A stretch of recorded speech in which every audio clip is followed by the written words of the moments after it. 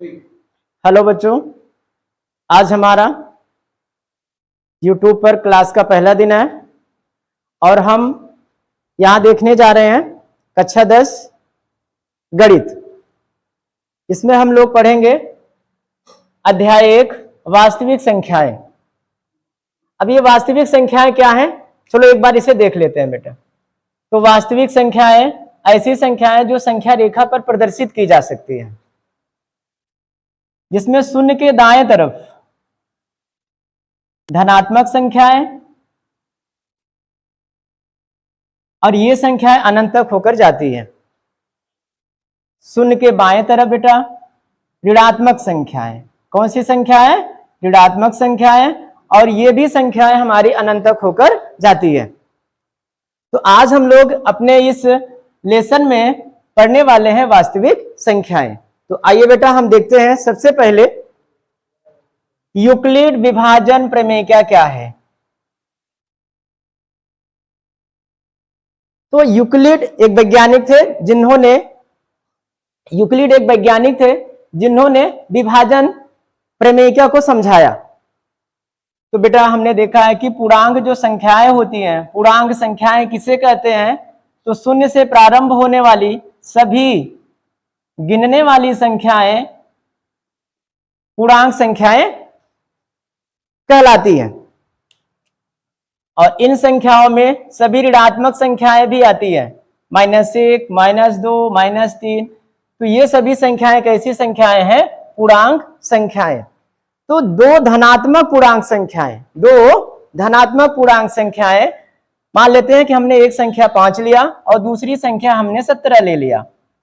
तो 5 का जब हम भाग देंगे 17 वाली संख्या में तो 5 दूनी 5 तियाएं 15, यहां बचेगा हमारा 2। तो बेटा इसी भाग के नियम से यूक्लिड ने विभाजन प्रमेय को समझाया। इन्होंने बताया कि जिसका हम भाग देते हैं उसे हम भाजक कहते हैं, भाग जिसमें दिया जाता है उसे भाज्य, और जो उत्तर हमारा आता है उसे भागफल कहते हैं, और लास्ट में जो शेष बचता है उसे शेषफल कहा जाता है। इस तरह से यूक्लिड ने एक सूत्र तैयार किया बच्चों, और यह सूत्र है भाज्य बराबर भाजक गुणे भागफल प्लस शेषफल। इन्होंने भाज्य को A से दर्शाया, भाजक को B से और भागफल को Q से तथा शेषफल को R से दर्शाया। तो यहां एक सूत्र बनता है और वह सूत्र है बेटा A बराबर BQ प्लस R। A बराबर BQ प्लस R। चलो बेटा इससे हम संबंधित एक क्वेश्चन देख लेते हैं। तो एक प्रश्न आएगा कि यूक्लिड विभाजन प्रमेय की सहायता से आप ज्ञात कीजिए HCF ज्ञात करने की यूक्लिड विभाजन प्रमेय क्या। तो चलिए देखते हैं बेटा। मान लेते हैं हमारे पास दो संख्याएं हैं, एक है 35 और दूसरा है 75, जिसमें एक संख्या छोटी है और दूसरी संख्या बड़ी है। जो संख्या हमारी छोटी है इसे भाजक मान लिया जाता है, जिसे B से दर्शाया जाता है, और दूसरी संख्या जो बड़ी संख्या है इसे हम भाज्य मान लेते हैं, जिसे A से प्रदर्शित करते हैं। अब हम अपने यूक्लिड विभाजन प्रमेय के इस सूत्र में इसका मान रखेंगे। इसका मान जब हम रखेंगे बेटा तो सूत्र हमारा है A बराबर BQ प्लस R। A का वैल्यू 75, B का 35। अब मल्टीप्लाई। अब इस 35 का हम पहाड़ा पढ़ेंगे, कितनी बार पढ़ा जाए तो 35 का भाग यहाँ पर 2 बार जाएगा, 35 दूना 70। तो ये हमारा हो जाएगा भागफल। और अगर हम यहां देखें बेटा तो हमारा शेषफल कितना बचेगा? 5। पुनः बच्चों क्या होता है, ये वाली संख्या यहां पुनः भाज्य में बदल जाती है, और जिस संख्या का यहां जो हमारी संख्या शेषफल बचती है यह पुनः भाजक में बदल जाती है। और फिर से हम जब इसका डिवाइड देते हैं तो 5 का पहाड़ा पढ़ेंगे, 35 से ज्यादा ना हो, तो 5 सते 35, और यहाँ शेषफल 0 बचता है। जब शेषफल हमारा शून्य आ जाएगा तो वही संख्या जिस संख्या से वह पूरा पूरा कट जाता है वह संख्या कहलाता है HCF, महत्तम समापवर्तक। तो इन दोनों संख्याओं का महत्तम समापवर्तक हमारा 5 हो जाता है। चलिए बेटा हम लोग आगे देखते हैं।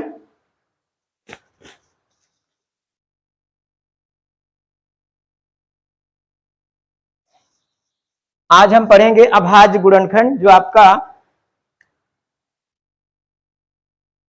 प्रश्न यहां से प्रारंभ होता है। तो सबसे पहले हम पढ़ेंगे अभाज्य संख्याएं।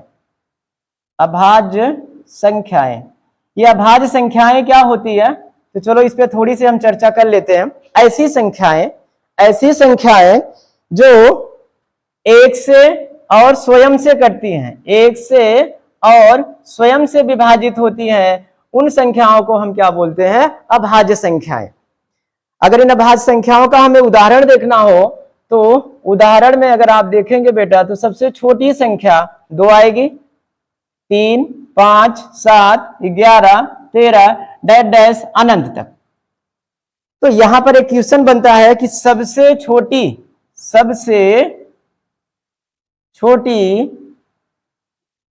सम अभाज्य संख्या। तो सबसे छोटी सम अभाज्य संख्या अगर आपसे पूछा जाएगा तो हमें क्या आंसर देना है बेटा? वह संख्या क्या है? 2। तो सबसे छोटी सम अभाज्य संख्या भी 2 है और सबसे छोटी अभाज्य संख्या भी 2 ही मानी जाती है।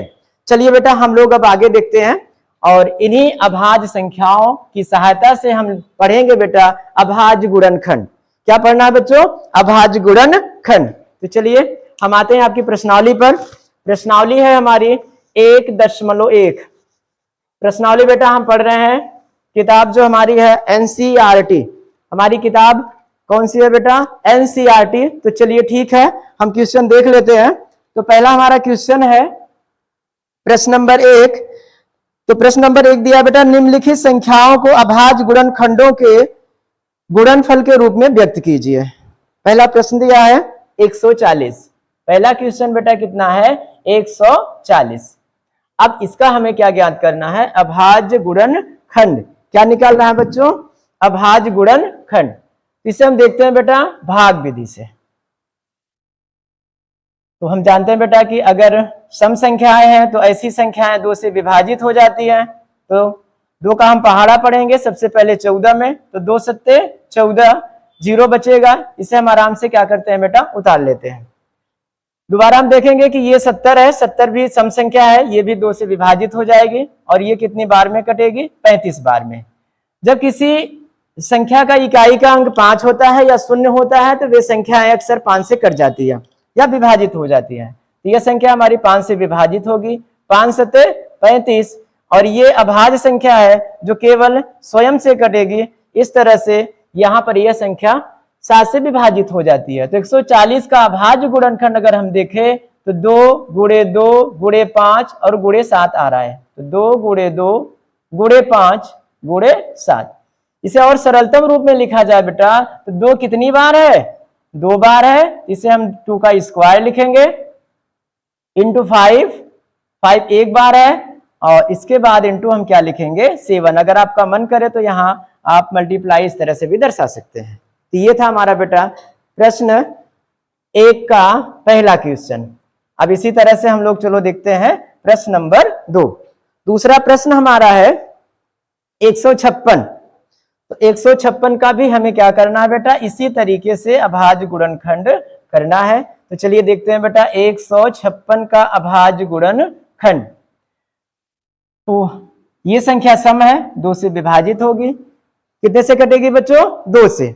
2 सत्ते 14, यहां बचेगा बेटा 1, यहां 6 उतारेंगे 16 होगा। 2 का पहाड़ा देंगे, यहाँ 2 अठे 16, 78 बार में ये डिवाइड हो जाएगा। ये सम संख्या है, फिर से ये 2 से ही विभाजित होगी। 2 का भाग हम पहले 7 में देंगे। 2 तिहाई 6, यहाँ पे बचेगा कितना? 1 बचेगा, उतारेंगे यहाँ पर बेटा हम 8। ये कितना हो जा रहा है? 18 और ये 9 बार में विभाजित हो जाएगा। पुनः यह संख्या हमारी 39 हो जाती है। अब ये विषम संख्या है जो 2 से नहीं कटेगी। तो यह संख्या हमारी अगली अभाज्य संख्या 3 से विभाजित हो जाती है। 3 करने में 3, 3 त्रिका 9, 13 एक अभाज्य संख्या है जो स्वयं से ही कटेगी, तो 13 करने में 13। इस तरह से 156 का अभाज्य गुणनखंड 2 गुणे 2 गुणे 3 गुणे 13 प्राप्त होता है। इसका अगर हम सरलतम रूप देखें तो 2 कितनी बार है, 2 बार, तो 2 का स्क्वायर इंटू 3 इंटू 13। तो इस तरह से यह संख्या हमें प्राप्त हो जाती है। इसी तरीके से बेटा यह हमारा क्वेश्चन, इसी तरह से यह हमारा क्वेश्चन पहला समाप्त होता है। इसमें एक क्वेश्चन और है जिसे आप लोग बेटा लगा लीजिएगा। चलिए हम देखते हैं बेटा प्रश्न नंबर 2।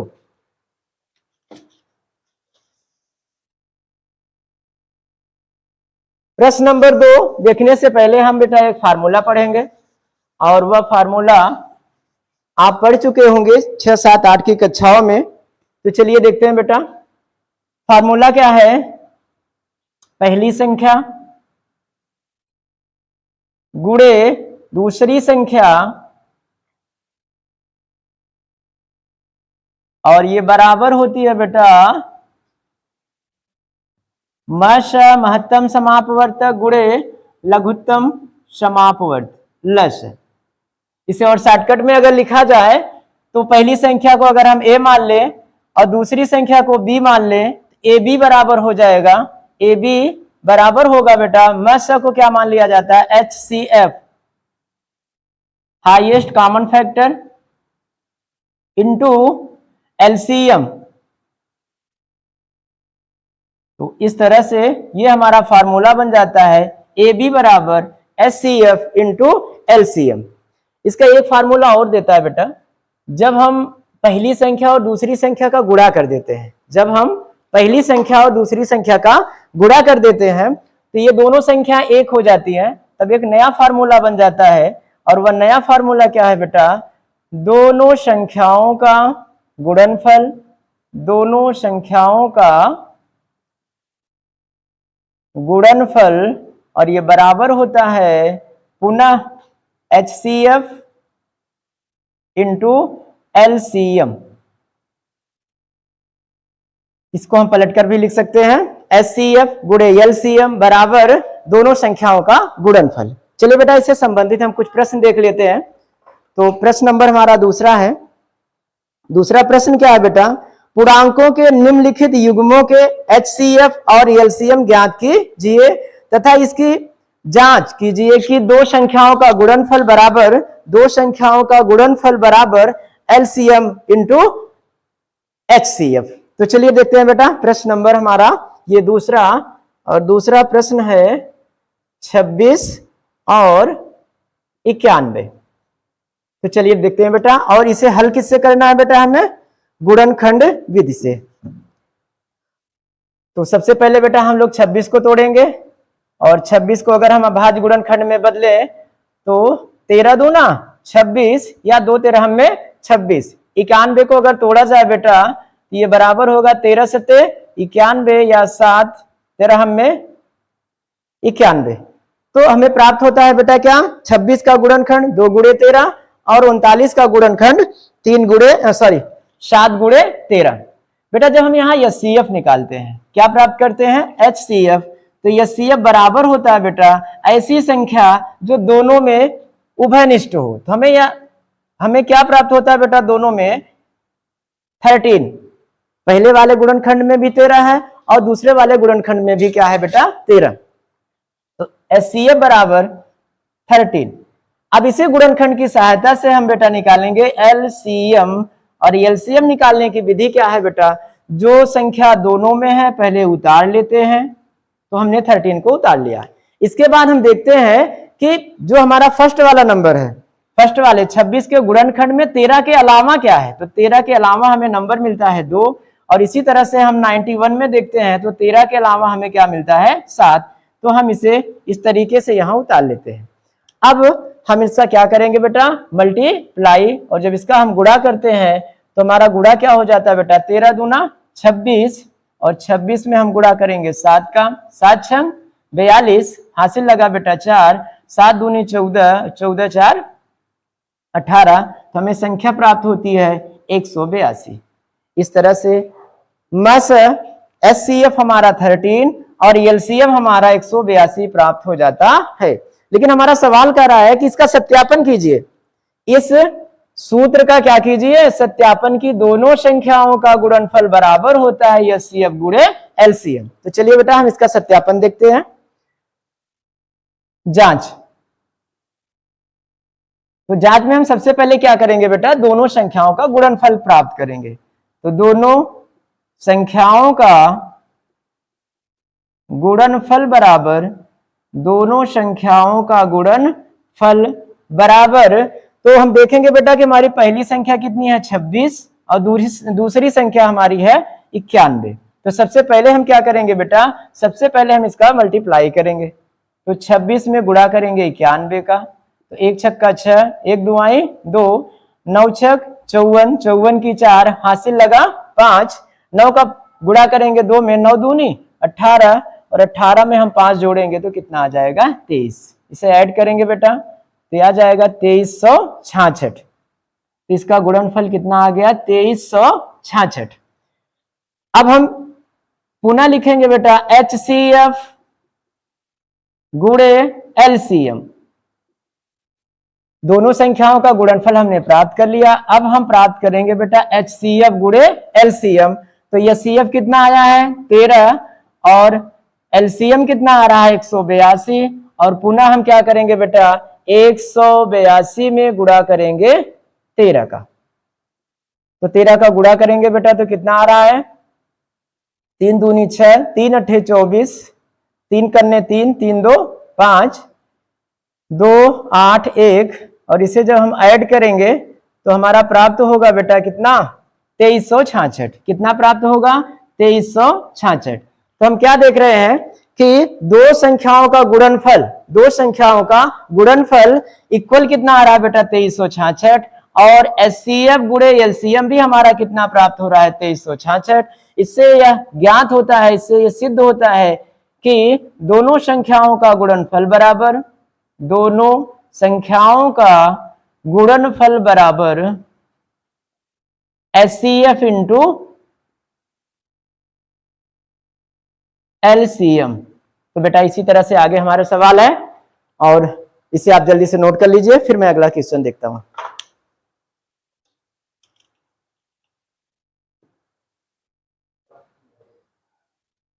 चलिए बेटा सेम इसी तरह से हमारा प्रश्न नंबर दूसरे का दूसरा है, और प्रश्न क्या दिया है, प्रश्न दिया है बेटा 17, प्रश्न नंबर दूसरे का क्वेश्चन नंबर 2। तो प्रश्न क्या है हमारा 510 और 92 का HCF और LCM निकालकर पुनः इसकी जांच कीजिए। तो मैं आशा करता हूं बेटा ये सवाल अब आप लोग लगा लेंगे। तो एक क्वेश्चन ये है और ये तुम्हारा होमवर्क है, और तीसरा इसका क्वेश्चन दिया है 336 और 54, 336 और दूसरी संख्या है 54, जिसे बेटा आप होमवर्क के लिए लिखेंगे और इसे लगा कर आएंगे। अगर आपको नहीं आ रहा है तो आप इसे पुनः पूछेंगे। तो ठीक है, देखते हैं क्वेश्चन नंबर 3। तीसरा प्रश्न क्या कह रहा है बच्चों, अभाज्य गुणनखंड की सहायता से, अभाज्य गुणनखंड की सहायता से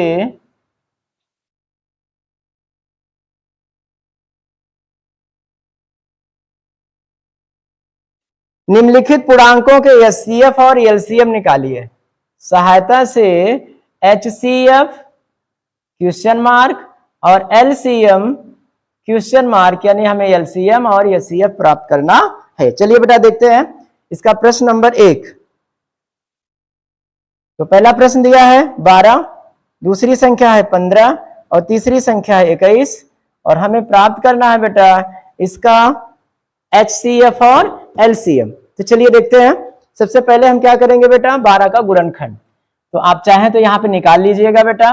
अगर हम निकालना चाहें तो बेटा ये किससे कटेगा, 2 छंग 12, 2 तिहाई 6, और ये पुनः 3 करने में 3, तो इसका गुणनखंड आता है 2 दूनी 4, 4 तिहाई 12। 15 का निकालेंगे बेटा तो 3 पचे 15 और 21 का निकालेंगे तो 3 सते 21। इस तरह से हमें इन तीनों संख्याओं का अलग अलग गुणनखंड प्राप्त हो जाता है। अब हम सबसे पहले इसका निकालेंगे बेटा HCF, और अगर हमें HCF निकालना है हमें ये देखना है कि इन तीनों वाले गुणनखंडों में, पहली संख्या के, दूसरी संख्या के और तीसरी संख्या के गुणनखंड में ऐसी कौन सी संख्या है जो तीनों में हमें दिखाई दे रही है, तीनों में उभयनिष्ठ है, तीनों में कॉमन है, तो हमें कौन सी संख्या प्राप्त होती है 3। तो इस प्रकार बेटा आपका इन तीनों संख्याओं का HCF कितना प्राप्त हो जाता है 3। पुनः बेटा इसी गुणनखंड की सहायता से हम इसका LCM प्राप्त करेंगे। LCM विधि अभी आपको बताया गया। जो संख्या तीनों में दिखाई दे रही है सबसे पहले उसे हम क्या करते हैं बेटा, उतार लेते हैं। पुनः इसके बाद हम देखेंगे कि इस 3 से ज्यादा कौन कौन सी संख्याएं इसमें हैं। तो हमें पहले वाली संख्या में 2 गुणे 2 प्राप्त होता है। अगर हम दूसरे में देखें तो हमें 5 दिखाई दे रहा है जो इस वाले गुणनखंड में नहीं है, और अगर हम तीसरी संख्या में देखते हैं तो हमें 7 प्राप्त होता है।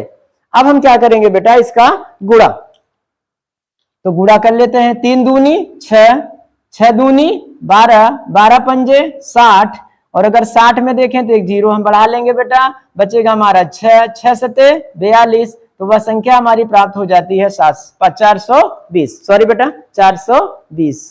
अब हम आगे देखते हैं। अब हमें प्राप्त क्या करना था बेटा, केवल हमें प्राप्त करना था HCF और LCM।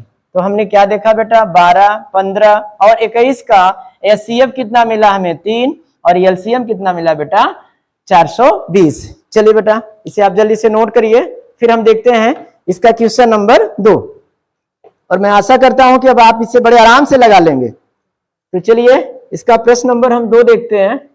क्वेश्चन नंबर 2, दूसरा प्रश्न है बेटा आपका 17, 23 और 29। 17, 23 और तीसरी संख्या क्या है 29। हम यहां क्या देख रहे हैं बेटा, 17 अभाज्य संख्या है।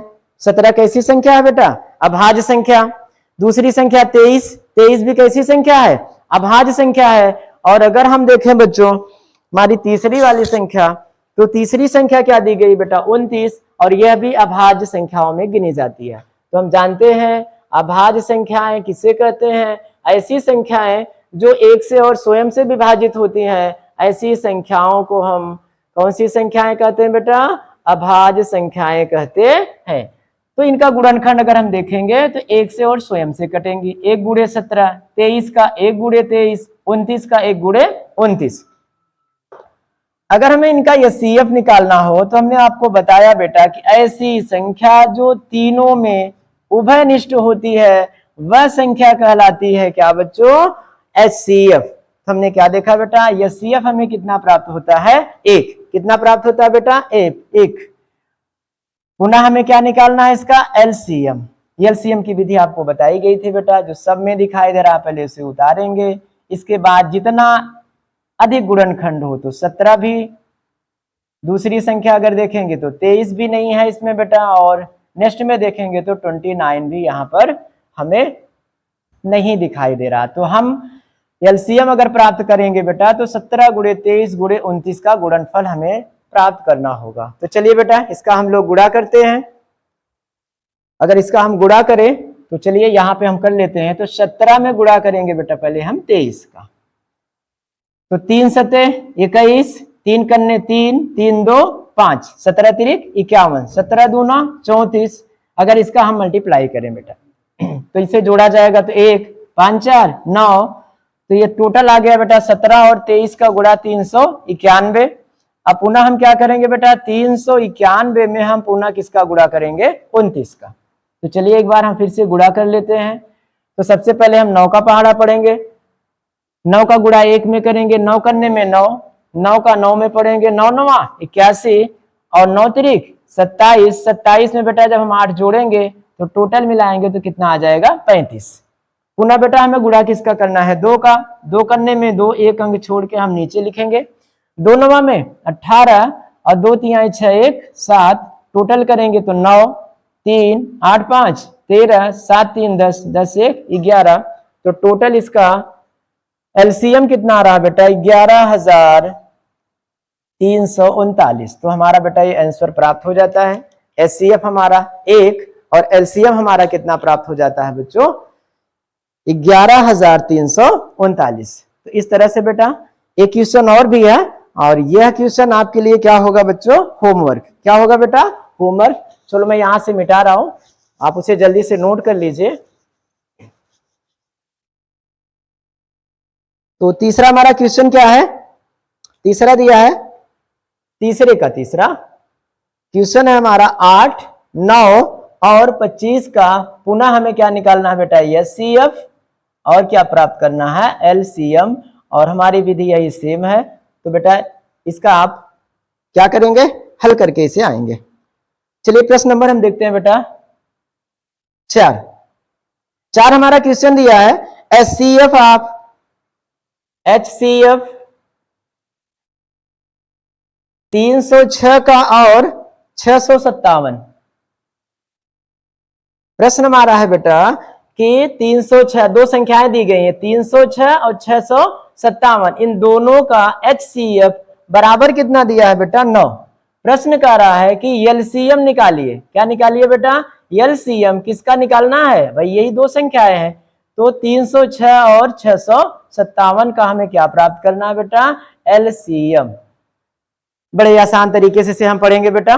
अभी हमने जस्ट आपको फार्मूला बताया है, और हमारा फार्मूला क्या है, फार्मूला आपको क्या बताया गया बच्चों कि पहली संख्या गुणे दूसरी संख्या बराबर एचसीएफ गुणे एलसीएम। लेकिन बेटा जब आपसे प्रश्न में पूछा जाए एचसीएफ या एलसीएम, तो सबसे पहले हमारा जो फार्मूला होगा यहां से स्टार्ट होगा। तो हमारा फार्मूला क्या बना बच्चों एचसीएफ गुणे एलसीएम। पहली संख्या को हमने किससे इंडिकेट किया है बेटा ए से, और दूसरी वाली संख्या को बी से।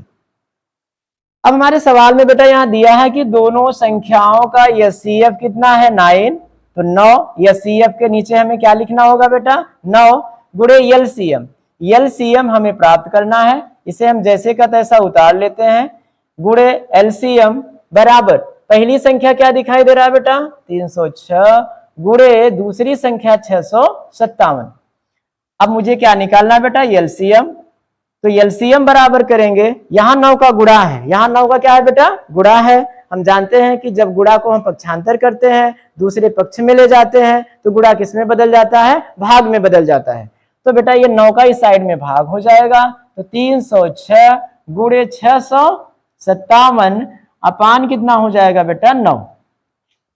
अब हम क्या करेंगे 9 का हम भाग देंगे। तो चलो देखते हैं, सबसे पहले इसमें भाग देके देखेंगे। तो 9 का पहाड़ा हम पहले 30 में पढ़ेंगे, तो 9 का पहाड़ा 30 में पढ़ेंगे, 9 त्रिक 27, 27 कट जाएगा 3 बचेगा, और उसके बगल में जब हम 6 उतारेंगे बेटा तो 36 होगा, और 9 का भाग क्या होगा 9 चौके 36। तो यह संख्या हमारी विभाजित हो जा रही है 9 से, तो 9 करने में 9, 9 तिया 27, 9 चौक 36।